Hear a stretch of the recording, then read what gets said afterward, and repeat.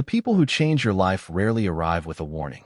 Most of the time, they are standing right in front of you before you even notice them.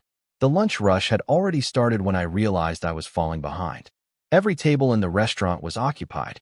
Orders were arriving faster than the kitchen could finish them. Glasses needed refilling.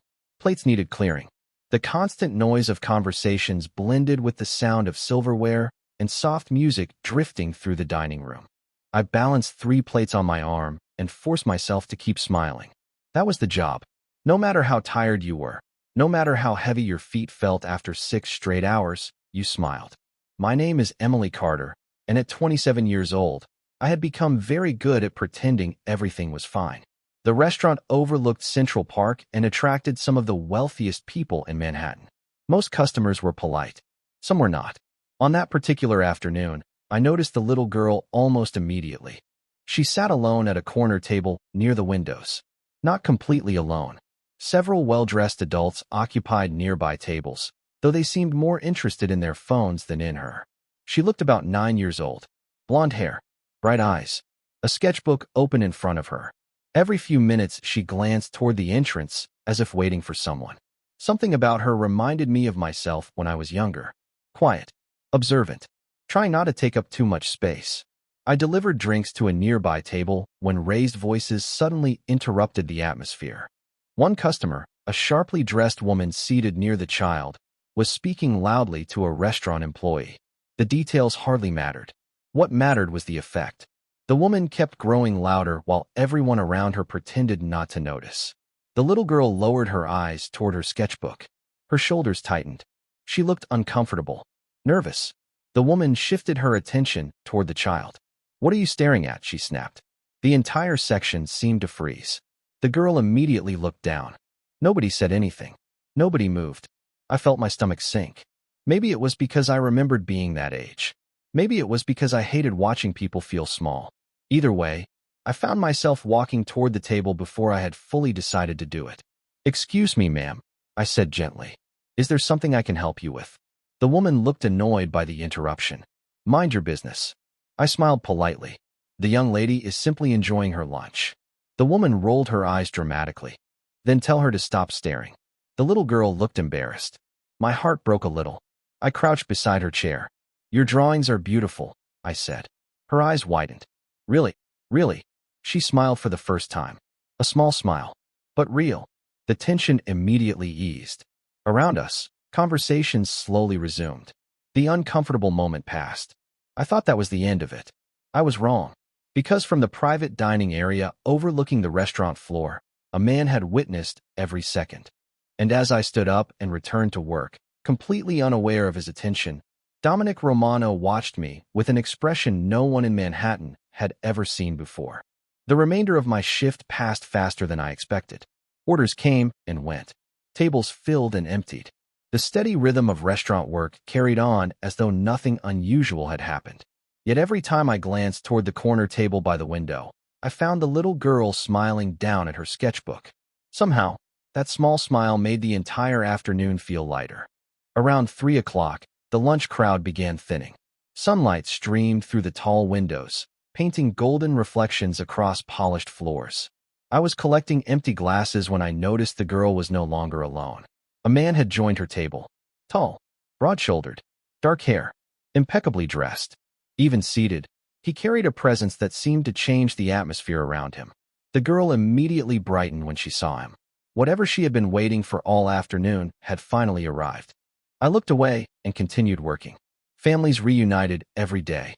It was none of my business. Still, I could not ignore the strange feeling that the man looked familiar. A few minutes later, I carried a tray past their table. The little girl looked up first. "Emily." I stopped, surprised she remembered my name. Her smile widened. "Look." She proudly held up her sketchbook.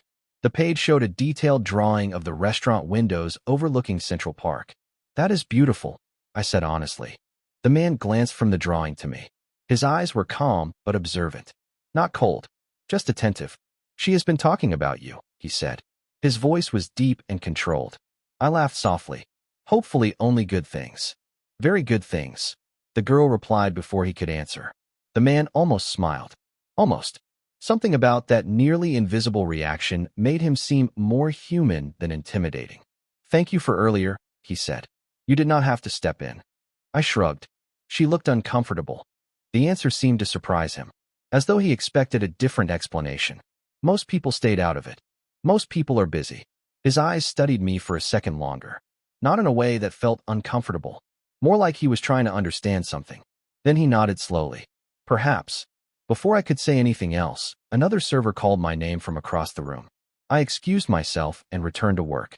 By the time I looked back again, the man and the little girl were preparing to leave. She waved enthusiastically. I waved back.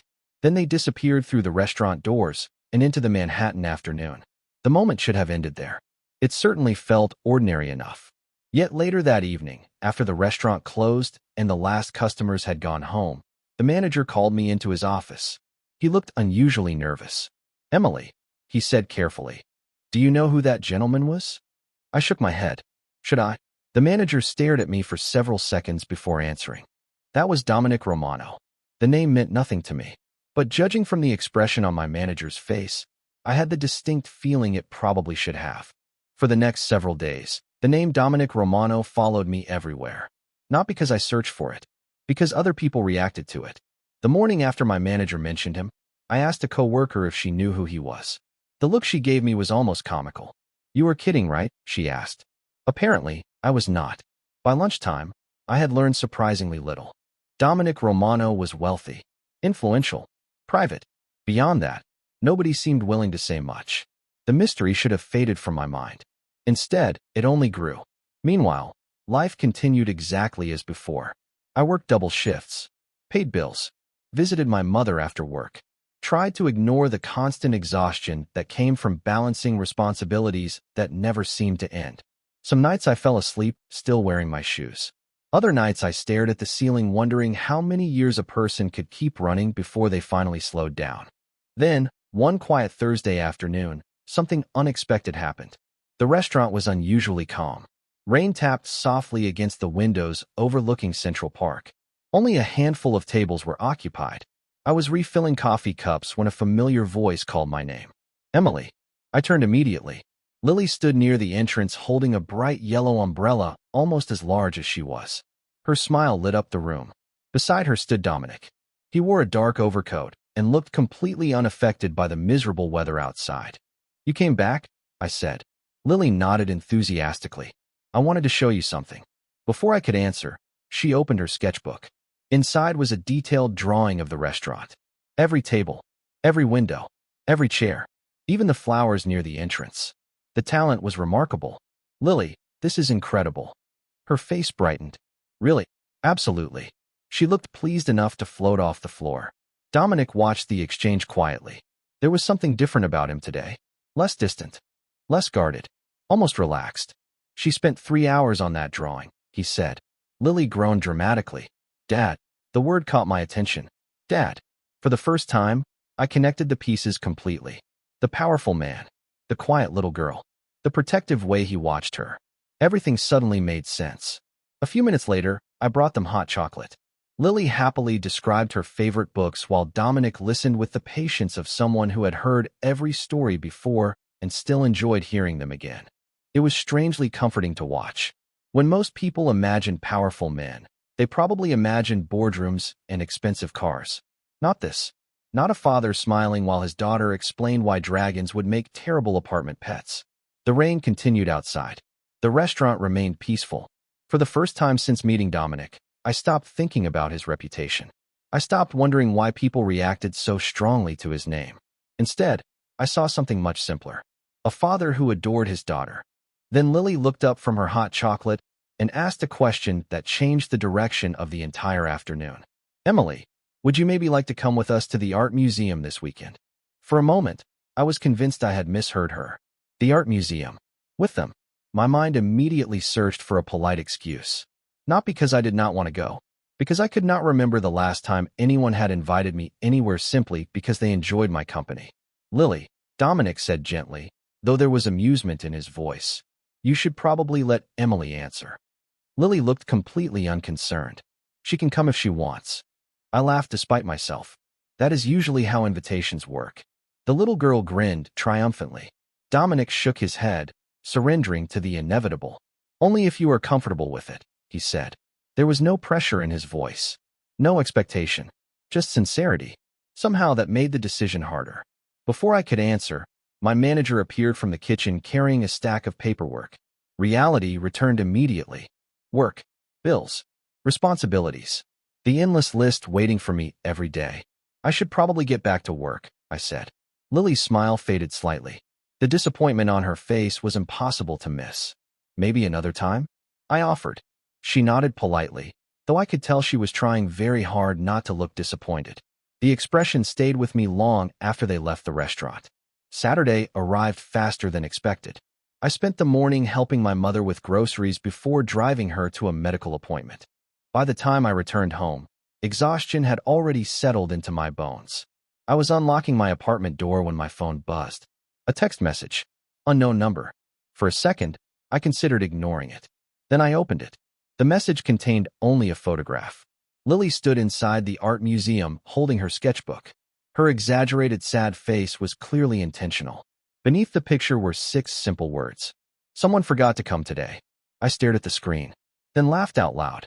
A second message appeared almost immediately. That was Lily, not me. This time I recognized Dominic's sense of humor. Before I realized what I was doing, I replied, "Tell her I expect a full report." 3 dots appeared almost instantly. Then another photo arrived. Lily now stood dramatically beside a painting, pretending to explain it like a museum guide. I laughed again. Something warm settled inside my chest. The rest of the afternoon passed through a steady exchange of photographs and increasingly ridiculous commentary from Lily. For the first time in months, I found myself smiling for no reason at all. That evening, while preparing dinner for my mother, I noticed something unusual. I felt lighter. Not because my problems had disappeared. They had not. The bills still existed. The long work hours still waited. My mother's treatments were still expensive. Yet somehow, one little girl and her father had managed to bring unexpected brightness into a life that had become almost entirely responsibility. Later that night, after my mother had gone to sleep, another message appeared. This one was from Dominic alone. "Thank you." I stared at the screen, confused. After several seconds, another message followed. "She has not laughed this much in a long time." The words hit harder than they should have. I looked out the apartment window toward the glowing Manhattan skyline. Somewhere out there, a little girl was smiling because of a moment I barely remembered. And for reasons I could not yet explain, that realization felt far more important than anything else that had happened all week. Over the next few weeks, a strange routine developed. Not planned, not discussed. It simply happened.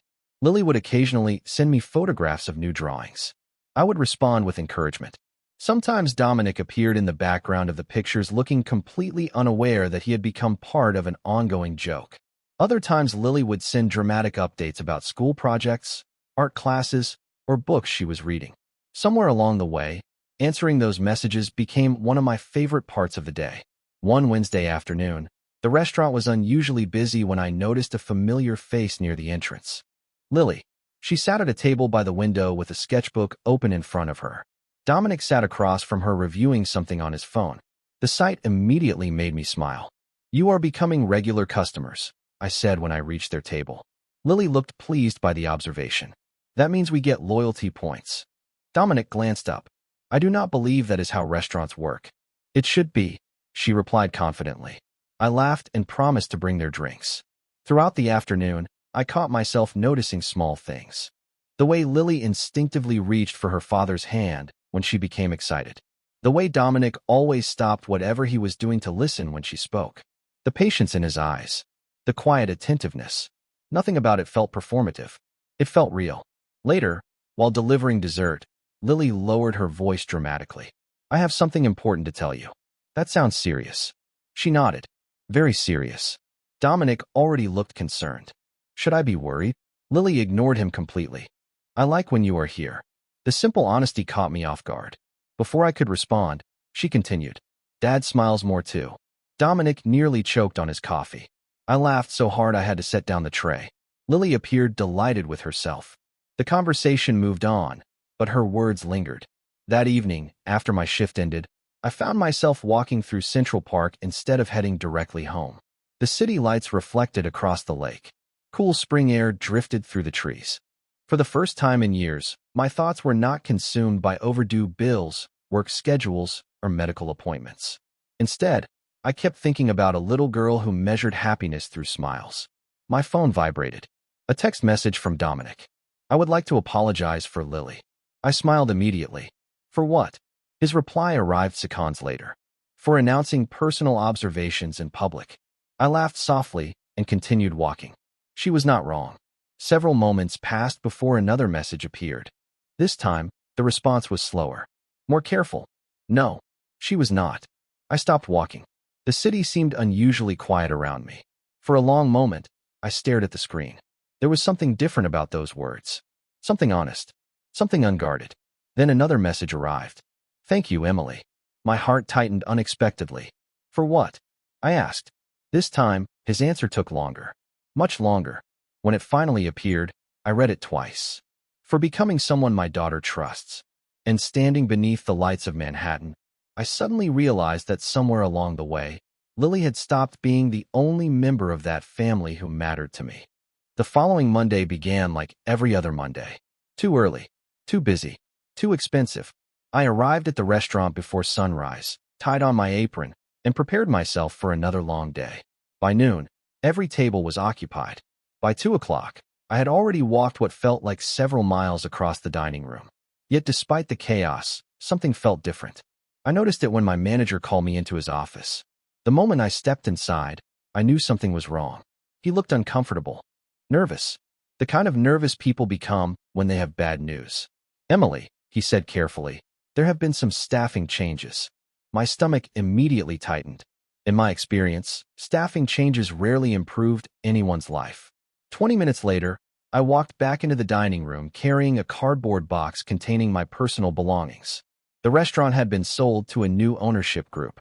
Several positions were being eliminated. Mine was one of them. The explanation was polite, professional, completely devastating. I smiled, thanked everyone, pretended I was fine.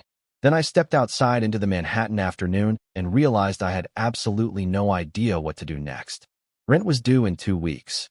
My mother's next treatment appointment was already scheduled. My savings account was practically non-existent. For the first time in years, fear settled heavily inside my chest. I sat on a bench overlooking Central Park and stared at the city moving around me. Thousands of people rushed past without noticing. Taxis honked. Traffic lights changed. Life continued. My phone buzzed. A message from Lily. A photograph of a drawing. Normally, I would have smiled immediately. Instead, I found myself staring at the screen. Seconds later, another message arrived. Are you okay? I blinked. Somehow she had sensed something was wrong. Children were remarkable that way. Before I could decide how to answer, my phone rang. Dominic. I hesitated before accepting the call. Hello. Emily. His voice immediately softened. What happened? The question caught me off guard. What do you mean? Lily said your response did not sound like you.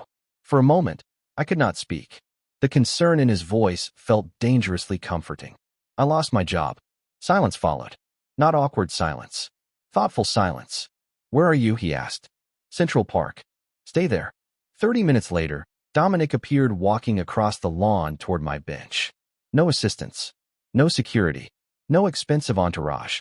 Just Dominic. He sat beside me without saying a word. The afternoon sun filtered through the trees above us. Families walked nearby. Dogs chased tennis balls across the grass. Ordinary life continued all around us. Finally, I laughed bitterly. I should probably be panicking. Are you? He asked. A little. Dominic nodded. That seems reasonable. The answer surprised a smile out of me. Then his expression grew serious. Emily, may I ask you something? I looked at him. Of course. He studied me carefully. Why do you work so hard? The question seemed strange until I realized he genuinely did not know. So for the first time, I told him everything. About my mother, the treatments, the bills, the second job I worked on weekends, the exhaustion I never discussed. When I finally finished, Dominic looked out across the park for several seconds. Then he turned back toward me. There was admiration in his eyes, genuine admiration. And in that moment, I had the distinct feeling that whatever happened next was about to change both of our lives. The next morning, I woke up determined to find another job before panic had a chance to settle in permanently.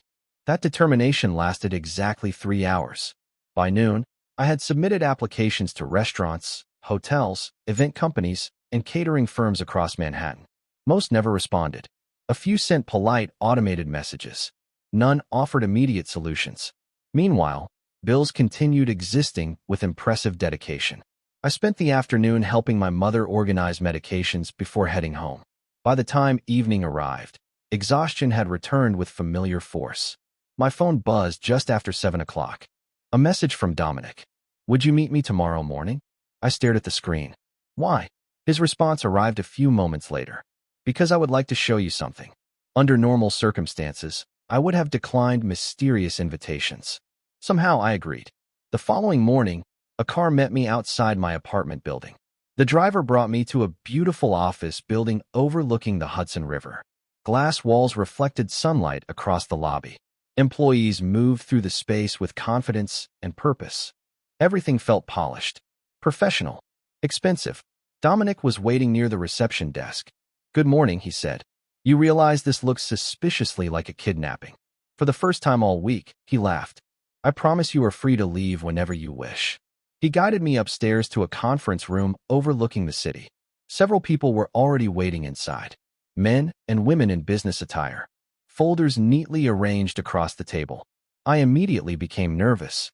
"Dominic, relax." Easy for him to say. One of the executives smiled warmly. "Emily Carter?" I nodded. "We have heard wonderful things about you." Confusion replaced anxiety. Over the next hour, they explained everything. A new hospitality company was expanding throughout New York. They needed someone with restaurant experience, event management knowledge, and strong people skills. Someone capable of growing into a leadership role. Someone exactly like me. By the end of the meeting, they offered me a position. Not charity. Not a favor. A real opportunity with training, benefits, and room for advancement. The salary was higher than anything I had ever earned. I looked down at the paperwork in disbelief. "This cannot be real." The executive smiled. "It is very real." Eventually, the meeting ended. The others left. Only Dominic remained. I turned toward him slowly. "You arranged this." He did not deny it. I made an introduction. "Dominic." The decision was theirs. His voice remained calm. "Your qualifications are yours." I wanted to argue. Wanted to insist he had done too much. Yet part of me knew he was telling the truth. Nobody in that room had treated me like a charity case. They treated me like a candidate, like someone worth investing in. For several moments, neither of us spoke. Sunlight spilled across the conference table. Manhattan stretched endlessly beyond the windows. Finally, I asked the question that had been growing inside me for weeks. "Why are you doing this?" Dominic looked at me quietly. Then his gaze softened. "Because good people spend too much of their lives believing nobody notices them." And standing there with the city spread beneath us, I realized his answer affected me far more than the job offer ever could. For several days after the meeting, I could not decide what unsettled me more. The job itself, or the way Dominic looked at me when he spoke. The position was everything I needed. The training program started immediately. The salary eased worries that had kept me awake for years. My mother's treatments became manageable for the first time. Rationally, I should have been grateful and happy. Instead, a quiet discomfort followed me everywhere. It appeared during orientation meetings. It lingered during phone calls with Lily. It waited for me in the silence before sleep. Eventually, I understood why. One evening, I stood in my apartment kitchen reviewing paperwork when my phone buzzed. A message from Lily. A photo of her latest drawing. Normally, it would have made me smile immediately. This time, I stared at it for several seconds before replying. A few minutes later, Dominic called. "You sound distant," he said after I answered. "Direct as always." I sighed. "Can I ask you something?" "Of course." I walked toward the window overlooking the city.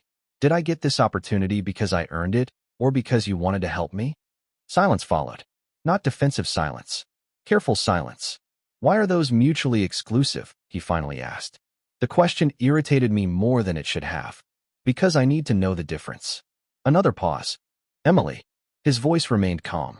"You earned the opportunity. But you created the connection." "Yes." I closed my eyes. There it was. The truth I had been struggling with. Then how am I supposed to separate the two? The conversation grew quieter after that. Neither of us seemed capable of finding the right words. When the call ended, I felt worse instead of better. The following afternoon, Dominic invited me and Lily to lunch. I almost declined. Almost. But Lily's excitement made refusal impossible. The restaurant overlooked the Hudson River. Sunlight reflected across the water. Everything should have felt peaceful. Instead, tension followed me to the table. Lily immediately noticed. "Are you upset?" she asked. Children truly missed nothing. Just tired. She narrowed her eyes suspiciously. Clearly she did not believe me. Dominic remained silent throughout most of the meal. Observant. Patient. Waiting. Finally, after Lily wandered toward a nearby display of artwork, he looked at me. "You think I pity you?" The words landed with uncomfortable accuracy. I did not say that. You did not have to. I looked away toward the river. You barely knew me. That is not true. His answer came immediately. I knew exactly what kind of person you were. I laughed softly. From one afternoon? From 100 small moments after that. His voice remained steady. The way you treated Lily. The way you treated strangers. The way you never asked anyone for anything. The sincerity in his eyes made the conversation harder, not easier. Because part of me wanted to believe him. Another part was terrified to. Before I could answer, Lily returned carrying a sketchbook. She placed it on the table between us. Inside was a drawing of 3 people standing together beneath the Manhattan skyline. Then she smiled and asked the one question neither of us was prepared to answer. Why do both of you look sad when you obviously care about each other? For a moment, nobody spoke. The sounds of the restaurant seemed to fade into the background. Sunlight shimmered across the Hudson River beyond the windows, while Lily waited patiently for an answer. Children had a remarkable ability to walk directly into the center of a problem and point at the truth everyone else was avoiding. I looked down at her drawing. 3 people beneath the Manhattan skyline. 3 people who somehow felt more connected than I had ever expected. Dominic smiled faintly and shook his head. You really do not believe in subtlety, do you? Lily grinned. No. I laughed despite myself.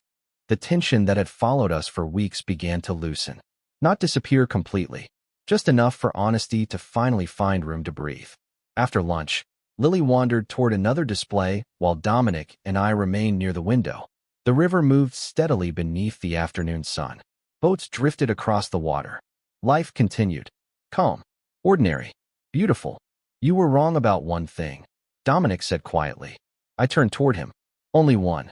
He smiled. You believed I helped you because I felt sorry for you. His expression grew serious. Emily, I admired you long before I helped you. I did not know what to say, so I listened. You stood up for my daughter when nobody else did. You treated her like she mattered before you knew who she was. You never asked for anything. Not once. His gaze remained steady. The opportunity was real because your talent is real. I simply opened a door. The words settled into a place inside me that had been carrying doubt for far too long. For years I had measured my worth by how much I could endure, how hard I could work, how much responsibility I could carry. Hearing someone recognize my value without asking me to prove it felt unfamiliar, and somehow deeply healing. A few weeks later, my mother's doctor delivered the news we had been hoping for. Her treatment was working. The improvement was gradual, but undeniable. For the first time in a very long time, hope felt stronger than fear. The new position exceeded every expectation. I learned quickly, grew quickly, thrived in ways I never imagined possible. Yet the most important change had nothing to do with my career. It happened in small moments. Sunday afternoons with Lily at museums. Quiet conversations with Dominic after long days. Shared laughter. Growing trust. A feeling of belonging that arrived so slowly I barely noticed it until it was already there. One evening, near the beginning of summer, the 3 of us stood on a rooftop overlooking Manhattan. The city stretched endlessly beneath a sky painted gold and blue. Lily stood between us holding her sketchbook. I finished it, she announced proudly. She turned the page toward us. The drawing showed the skyline, the river, and 3 figures standing together beneath the evening light. Home. Somehow, that was what it looked like. Dominic looked at the drawing, then at me. Neither of us needed complicated words anymore. Some truths were simple. Some people entered your life unexpectedly and changed it forever simply by being who they were. Lily reached for both of our hands. We looked out across the city together as the sun disappeared beyond the horizon. And for the first time, the future did not feel uncertain. It felt like something we would walk toward together.